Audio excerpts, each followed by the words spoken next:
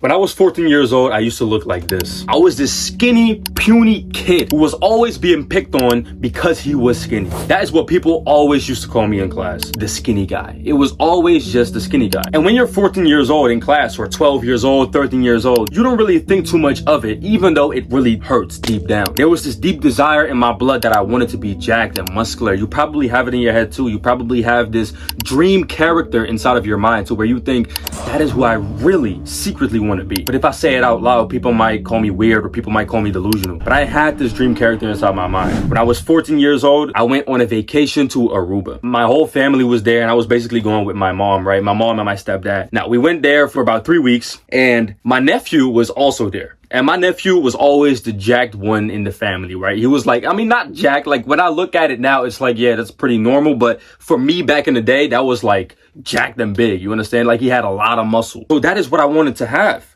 But as a young man, you're not going to be seeing that as competition and healthy improvement, inspiration, right? You're going to be seeing that as like, oh, he is better than me. And I am the skinny guy who can never be like that. So I started to compare myself in a toxic way. That toxic comparison, even though I really preach that comparison with other people is really not healthy. You should compete and not compare. But that comparison still got some competition out of me. So the moment I went home, 3 weeks later, I went to work and I started working out every single day to become more jacked and more in shape. But there was a twist. I didn't follow the usual gym schedule and the usual exercise that everybody does. I did 2 exercises every day that got me in shape today. The body that you see, the muscle that I have, this is built from these 2 exercises all along. And I'm going to be showing you how to do it yourself in today's video. Can you guess what these exercises are, bro? Push-ups and pull-ups. And your little like egotistical, arrogant brain is probably gonna think like, oh, 2 exercises, now he's capping. He probably does this and this on the side too.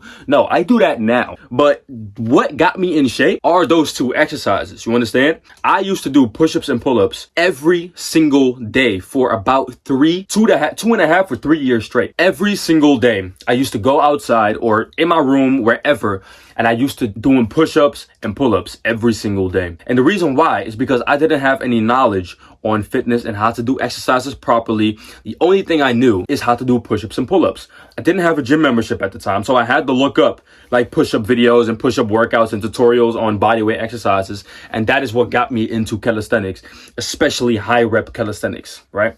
Street workout. So that became my life. I started dedicating my life on these exercises.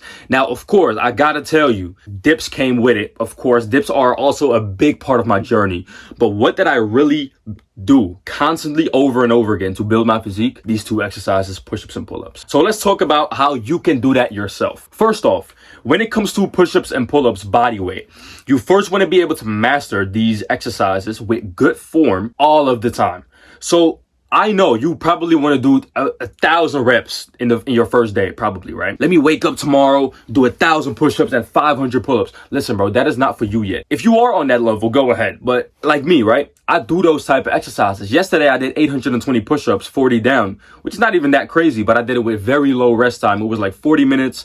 After that, just now, I finished doing 10 sets of weighted chin-ups with bodyweight pull-ups. Like, I do a lot of volume and a lot of reps. That is what got me in shape. That is my style of training. I like to do that. But when you're first starting off, I want you to first focus on trying to do the push-up and the pull-ups with the best form possible for your level. And I don't want you to do this every single day, because I did it every single day, but that is because I don't know what I'm doing. I know what the fuck I'm doing right now. You understand? So don't do it every single day where you're just starting off. Do it about 3 times a week where you're training the push-up and the pull-up 3 times in the week. And you want to be focusing on progressive overload. So progressive overload is basically this method, right?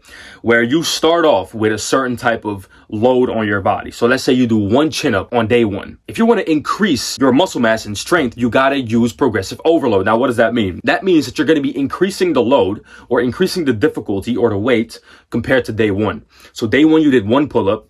Day 2, you're going to be doing 2 pull-ups. Day 3, you're going to be doing 3 pull-ups. Then take some time off. Then you're going to be doing 4. That is progressive overload. Now, you can use this with increasing the reps, But you can also use this with doing a different type of variation. It's also a great way of doing it. But I'm going to be preaching the more reps method. So what I mean with that is basically what I did myself. By the way, if you all want this for yourself, the link is literally in the bio. It's the top link in the bio. Those are all the workouts that I ever did for myself. And I did that over and over again. So there you go. I used to start off with push-ups, pull-ups, and I did that in a circuit.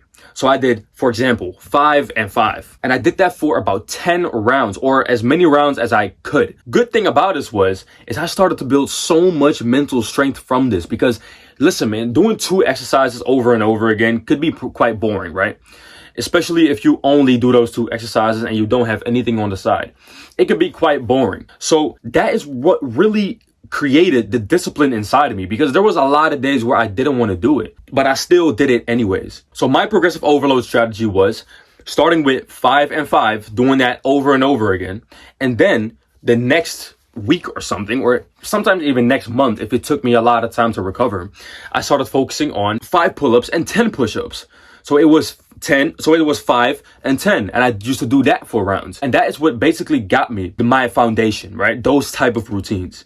Now, again, if you want all these routines for yourself, there are 3 programs in the link in my bio. Just click them. Top link, the second link, and the third link are these 3 workout programs. And if you want to get coached by me personally on those workout programs, join the Improvement Club, which is the link below all of these programs. You can join it, and we'll have weekly calls with the whole community. We'll talk about your training. We'll talk about your self-improvement journey, your mindset, all of that. So the reason why I want you to do the push-ups and the pull-ups very frequently to build your physique is because they are, first of all, very easy accessible. Second off, you can progress with them very easily. And third off, it's very difficult to get injured or to do them hard or to do them difficult. And I know push-ups can be done difficult by doing short range or by doing too wide grip or too close grip. But if you think about it, those are just different variations of the push-up. Same thing with a pull-up. If you're doing short form pull-ups, in the street workout world, we call those shorties. If you're doing pull-ups very wide, those are just wide pull-ups. If you're doing them very close, those are close grip pull-ups. That is all a form of progressive overload, so you can't really go wrong on these type of exercises. Nowadays, my workouts, they look way different. Listen, I have a lot of methods when it comes to push-ups and pull-ups, doing that very frequently. My favorite method, though, of using push-ups and pull-ups in a single workout is using a ladder workouts. Listen, bro, I'm about to spaz on this. This is my favorite way of training, okay? I'm not gonna lie. This is my favorite way of training. So I've done this workout routine for once. I'm about to use it as an example. By the way, you can check the full video right here. It's basically the full routine that I did that day. The workout was basically where I did 40 push-ups with 22 pounds on my back. Then I did 39, 38, 37, 36, and I went all the way down. No, I went all the way down to 36, not any lower. Then I did 15 pull-ups with 22 pounds, all the way down to 11. Then I continued off of that 36 where I left off of with the push-ups, right? But I changed the variation this time. So instead of doing normal push-ups, I did decline push-ups all the way from 35 down to 31. Then the pull-ups came back again. I did 5 sets of 10 pull-ups with 45 pounds. Then I went back to the push-ups again, leaving off of 31. Now we're going to continue off of that. I did 30 reps, but now close grip, right? For all the way from 30 to 26. Then back to the pull-ups. We did 5 sets of 10 weighted chin-ups with 45 pounds. Then we're going to be again continuing off of the push-ups, but this time I did it with heavier weights. I did 45 pounds on my back with the push-ups, all the way down from 25 down to 21. And that was the entire workout. So this is what you can do. You can use so many variations in your day-to-day routine when it comes to push-ups and pull-ups. You have ladder workouts, EMOM workouts, which is basically every minute on the minute. You have pyramid workouts where you start at a certain number, you go all the way down, and then you go all the way up again. You have so many things that you can experience with. And within about 6 to 12 months, you will already look like a fucking superhero. And I can guarantee you that. Of course, if you have your diet on point as well. But you're going to build muscle from this. And even though a lot of people will say, oh, it's too high rep, you're not going to build muscle off this. That's bullshit. Because if it was too high rep, then I wouldn't build any muscle off this. But as you can see, my body is quite developed now. And I've done push-ups and pull-ups over and over again. Now, I do got to say, as of recent, I have been implementing more isolation training and doing more shoulder training and trying to isolate my lateral delts and my biceps and my triceps and doing more heavier exercises, weighted dips, weighted pull-ups, very heavy. But what built my foundation and what are the 2 exercises that I will always choose over any exercise? Push-ups and pull-ups. And the reason why is because those two exercises are guaranteed to leave you with results. You're not going to be leaving gains on the table if you do this correctly.